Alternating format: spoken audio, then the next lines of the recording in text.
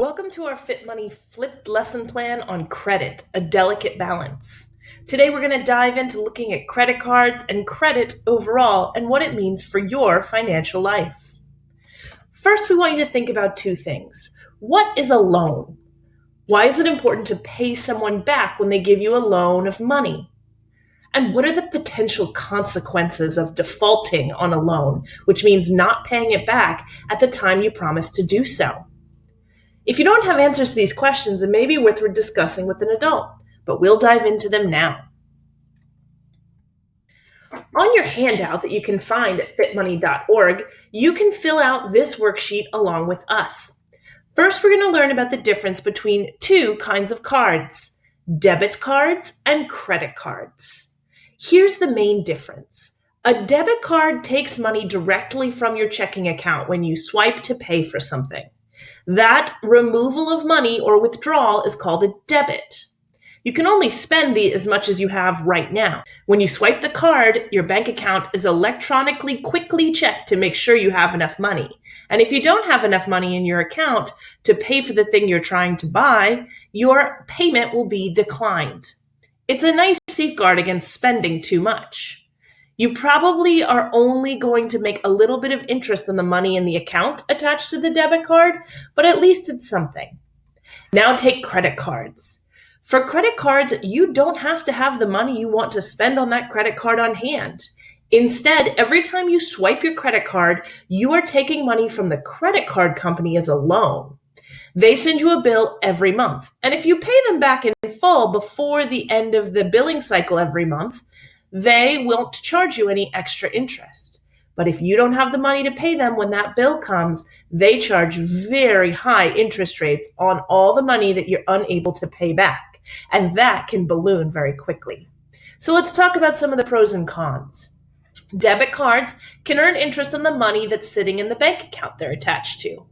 A debit card will help you not overspend, since you can only spend the amount of money you have in the account.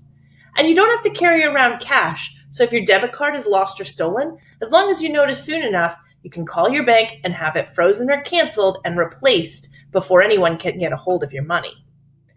However, if you do lose your card or have it stolen, people may have access to the money in your bank account before you realize the card is missing. Let's look at credit cards now. The good thing about credit cards is a lot of credit card companies will give you points for spending money that you can then redeem for airline miles or other kinds of gifts. Having a credit card means you have access to money that you may not immediately have in your bank account. Say you're awaiting a paycheck in a week. If used responsibly, having a credit card and paying it off every month can build your reputation as a responsible borrower. However, you do have to pay interest on any money that you haven't paid back to the credit card company when they send you your monthly bill. And it's very easy, since you don't have to have the money at that moment, to overspend using a credit card. And if you use a credit card irresponsibly, frequently missing payments, letting the interest and the amount of money you've spent build up, you can build a reputation as an irresponsible borrower and get caught under crushing debt. The third richest man in the United States, Warren Buffett, is a very famous investor and financial literacy maven. He was worth $87 billion as of last year. He's from Omaha, Nebraska, and he's already pledged to donate over half of his enormous wealth to good causes when he passes away, and he's trying to convince other billionaires to do the same. He has a cartoon series, which we love, called Warren Buffett's Secret Millionaires Club, and we're going to take a minute now to watch Webisode 9, The Trouble with Credit Cards. Then we'll be back to talk about what we've learned.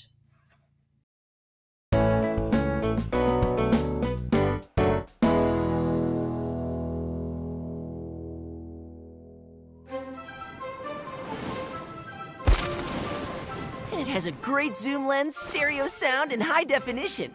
That's quite a camcorder, Jones. It must have fetched an inordinate sum. And it was expensive, too.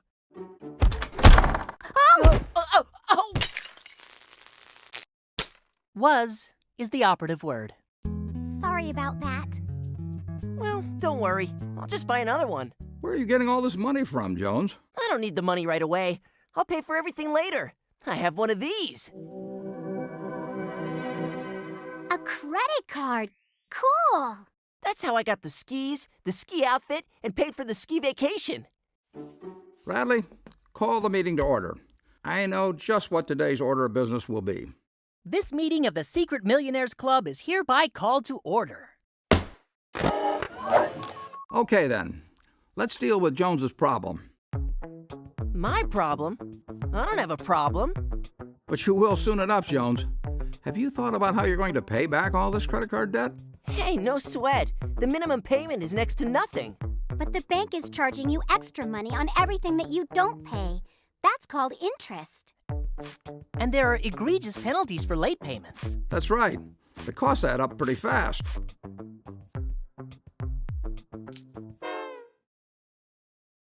Making those minimum payments while you continue to charge is like bailing out a sinking ship with a teaspoon. Pretty soon you're in way over your head.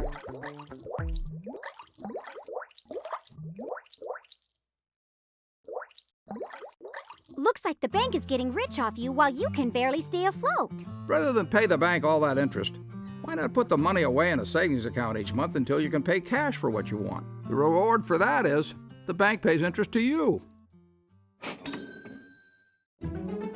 The bank will pay me? That sounds like a way better deal.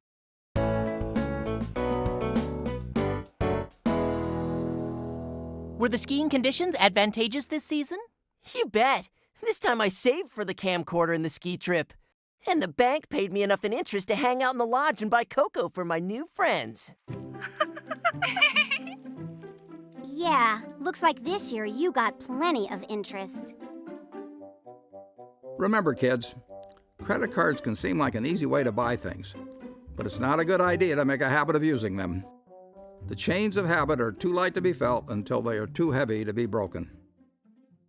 And now, here's words from Warren.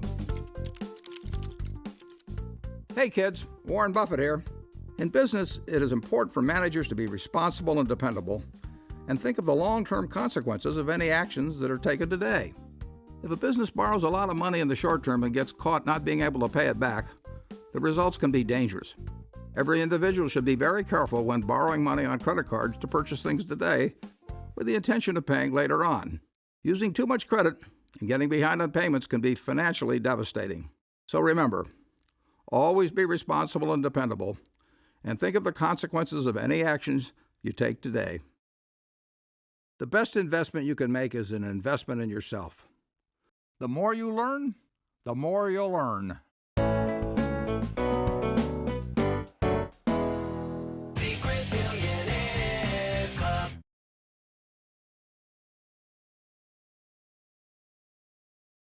Now, as you learned in this video, Jones could pay a steep penalty for buying a ski vacation and not paying it off.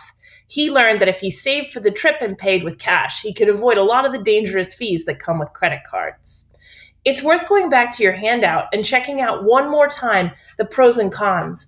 Maybe think about anything new that you learned from the video and go ahead and add it in. Then let's move down on your handout, and we're going to figure out all the parts of a credit card statement.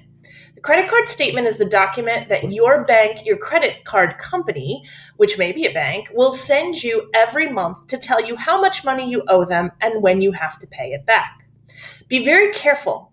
On a credit card statement, the amount that is added to your statement, any positive numbers, is money that you actually owe to the company. And then the amounts that are subtracted from the statement that look like negative numbers is actually money you've already paid them back. It's a little bit the opposite of what you would expect, so you'll have to look at it carefully. Let's go ahead and label the parts. Feel free to copy these definitions down on your handout if you like. First, we have the balance. This is how much you currently owe the credit card company. Jane Doe, who has been using this credit card, has spent $1,522.02 on this credit card that she has not yet paid back to the company. Next is your payment due date. You have to pay back this full balance by this date if you don't want to be charged anything extra in late fees or interest. If you don't have this much money, you can pay just the minimum payment, which is $76.10. That will keep you from paying any late fees. However, you are still going to pay interest on any remaining balance after this payment, which means that even if you pay the minimum payment, you're still racking up extra charges. This is why credit cards can be especially dangerous if you don't pay your full balance every month. Next is the list of transactions, which is important to review each month to make sure your credit card number and credit card haven't been used any place that you didn't actually shop. It's also worth making sure that the amounts that you were charged at each of those places reflects what you actually spent. Finally, your credit limit. This is where the bank tells you, the credit card company tells you how much money they would be willing to loan you, what the maximum balance you could put on your card might be. All of these parts of a credit card statement are important to review every time you receive it. And if at all possible, you should pay the full balance due before the due date every single time you get a credit card bill. Now, let's think about this. If Jane doesn't pay her full balance by February 26th, then will she owe the bank more money? Remember that her balance is how much she currently owes the credit card company. She does have just a minimum payment due of $76.10. What if she pays that? The fact is that if Jane only pays $76.10, she still leaves over $1,400 left on this credit card, and the bank will charge her interest for that balance. Remember that paying the minimum payment just keeps you from paying late fees. Now, on your handout, you're going to answer a couple of questions using what we just learned about credit card statements and applying them to Teresa Torres's statement. Pause this video and take a few minutes to use what you've learned, run it back for explanations if you need, and answer the questions on your handout. Then you can come back and play, and we'll wrap it up here. Now, you've learned quite a bit today about credit cards, their dangers and benefits, and how they work. So we want you to think about a few key things and maybe discuss them with your family. Why is using credit card a form of borrowing money? Just because you're not borrowing it from an individual doesn't mean you're not borrowing it from the large credit card company. Would you recommend getting a credit card to someone your age? Why? Or why would you not recommend that? And when do you think someone is ready to get a credit card? Is it a certain age, a certain maturity level, a certain lifestyle, certain things they have that make them allowed to pay it? Interesting to think about and worth discussing. Thanks for joining us for this flipped lesson, and we hope to see more